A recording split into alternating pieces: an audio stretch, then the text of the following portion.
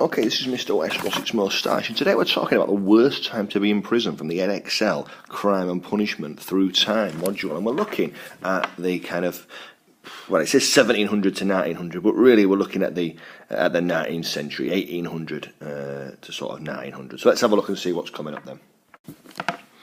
So as you'll recall from earlier in the course, okay, prisons are not really part of the punishment system. They're only used to hold people until trial and rarely for anything else, really. And in fact, in 1777, there were only 4,000 people in prison in England and Wales, and 60% of those were debtors, so people in debt. So obviously you can see then that's one reason why it's used for people that are in debt, put in prison. But then there's three major changes that occur from that point onwards, really, okay? Imprisonment became the normal method of punishing criminals. By the mid-19th century, prison had replaced capital punishment for serious crimes, except murder. So that became the normal method. And obviously that had a huge impact in numbers and the amount of people in prison. Prisons became important as the reason for punishment changed. For hundreds of years, punishment had been taking place in public to terrify and deter others from committing crimes. By 1800, it was clear that public executions did not stop crime. Therefore, punishments began to focus more on reforming the criminal. Okay, so the reasons for punishments changed. And obviously, if you can't kill a criminal and terrify them that way, you've got to look at trying to reform and change them, okay? And obviously a huge increase in prisoners led to the government taking over the whole prison system. In the 1700s, prisons were locally run. There was no rules. By the 1870s, government inspectors checked prisons' work, diet, health, and every other aspect of prison life. So what we kind of associate with today, the government getting involved and checking these things out. So let's see how things changed. Okay, so if we begin with the old prison system, then look at that to see how things changed from then going forward, okay? So you've got this idea of all types of criminals mixing together, lunatics, debtors, women, children, hardened criminals, first-time offenders, all in together. You can see I've coloured that in red because really that's a limitation of the system, that everybody's in together. And also, Newgate Jail, 275 poorer prisoners lived in an area designed for just 150. Because if you were well off, you were able to pay the guard to get yourself your own room, decent food, beer, tobacco, visitors, and even a pet was allowed, okay? Because prison wardens were unpaid, they had to earn their money from providing services to the criminals, okay? And just to add that in the 1770s, prison hulks, we've got one here, okay? Yeah, I know who was there. There we go. We've got one here. Okay, and the idea basically old ships that were just moored at the coast, and then instead of transporting prisoners, you simply just leave them in the old ship in terrible conditions. There, worst prisons really. People kept in irons most of the time, and the death rate from disease was dreadfully high upon these hulks. Okay, you had to pay to see a doctor, which led to jail fever, which was probably a combination of dysentery or typhus. Prisons were damp and really not the best places to live. So a lot of negatives there, a lot of limitations to that system. And in terms of comparing it, I think that first point's an interesting one. Rich and poor are treated differently. We don't see that in any other system that we're going to look at today. The lack of space meant there was not much more communication. So there was much more communication than any of the other systems. Obviously, the other systems later on look to keep people separate or silent, where here they're kind of all in together. And as I say, it's that first point, isn't it, there, about hardened criminals mixing with first-time offenders. So the first reforms then came with the Jails Act of 1823. Prisoners should be separated into groups. Hardened criminals not mixing with first-time offenders. Okay, religious instruction as an attempt to try and reform and make the criminals or the prisoners better by the time they left. Okay, yeah, and that hoped to have an impact on reoffending rates, reducing reoffending rates. Okay, male and female prisoners were to be separated. And the idea is that prisoners must be healthy, okay? Proper fresh water supply, adequate drainage, proper food, no pets anymore, and obviously the issues with doctors or health to be dealt with as well.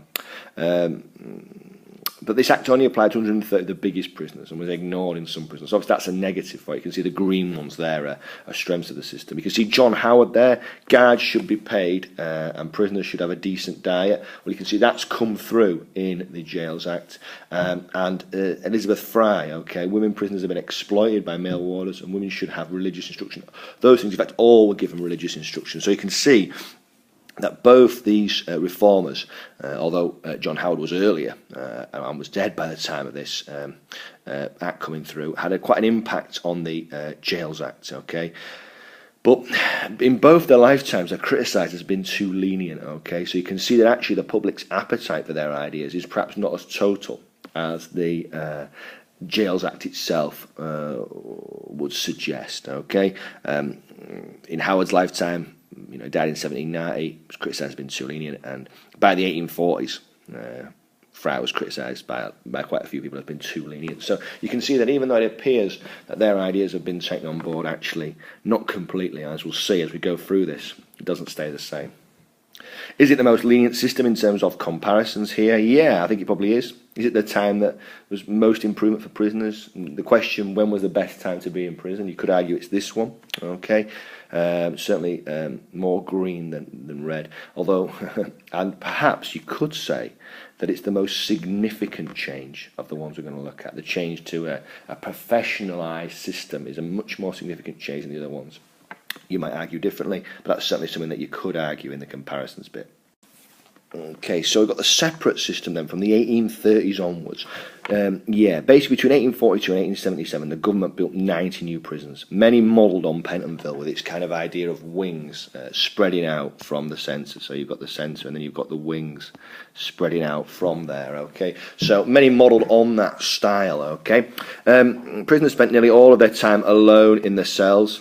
And the main idea was to keep prisoners away from wicked influences of other prisoners. But it was effectively solitary confinement, okay? You can see here, even in exercise, the prisoners had like masks on so they couldn't speak, and the ropes knotted at 4.5 metre intervals to prevent them communicating with each other, so they kind of have to walk around in complete separation, okay? And the aim was that they would reflect on their crime while they were in prison, because they were separated. They couldn't, talk to anybody. They would just have time to reflect on their crime. I don't know why I've not put that on the sheet. Obviously, one of the most important things, the idea of reflecting on your crime. Okay, and it was backed up by religious instruction to make prisoners more honest Christians. Okay, and it removed this idea that a prison was like a school for crime. Okay, because you didn't have prisoners meeting with each other. Okay, and obviously in the rooms there, you can see there were doing basic jobs. That's an example of a machine for weaving and spinning cloth, okay? So, the problem with it was that the separate system effectively isolated prisoners for the whole of their sentence. They couldn't mix, they couldn't negatively influence one another, but it created basically solitary confinement. Quite shocking. The first 8 years at Pentonville, 22 prisoners went mad, 26 had nervous breakdowns, and 3 committed suicide. And arguably for some people, the bigger issue was that it was very costly to separate people into different cells like this. Just looking at Howard and Frye's influence here, they both advocated the separation of prisoners, but perhaps not to this extent, and they both advocated religious instruction as well. But I think that the separate system's probably taken it further than they would have liked, okay? It's a complete change from the old system of every prisoner being separated, similar to the silent system in a sense that prisoners had to work in their cells, okay? But certainly a tougher system, isn't it, than the previous one, this separate system, okay? But perhaps not as tough as the final one that we're going to have a look at now. So you could maybe add that in as well into the comparison ones. Is it better than the first system? Well, it's probably healthier from a medical point of view, as in physical health, okay, but it's probably not as healthy from a mental health point of view, and that's probably another situation comparing this one with the first system there.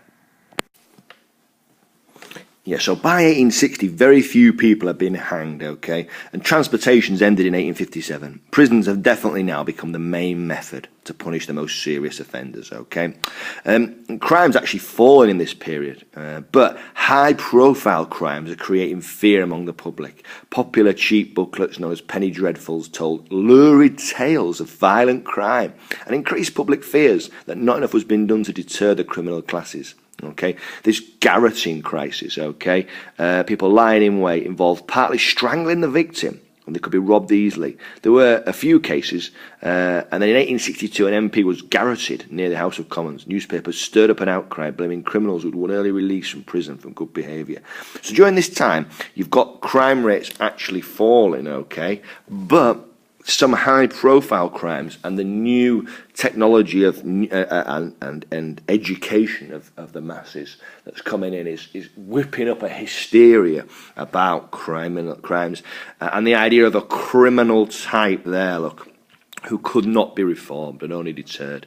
By introducing much tougher regime in the prisons. At the centre was a silent system. Okay, you got to be silent at all times. It's hardboard, okay, which is a description of the hard wooden bunks replacing hammocks to sleep on. So it was, that was called hardboard, deliberately uncomfortable.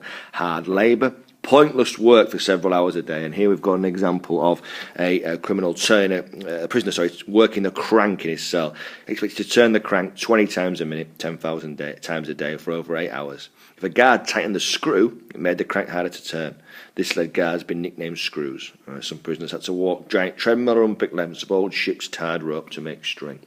Okay, so you can see there, and that's it. And in hard fare, the food was adequate but monotonous. Okay, so you would have the same meal day in, day out. Okay.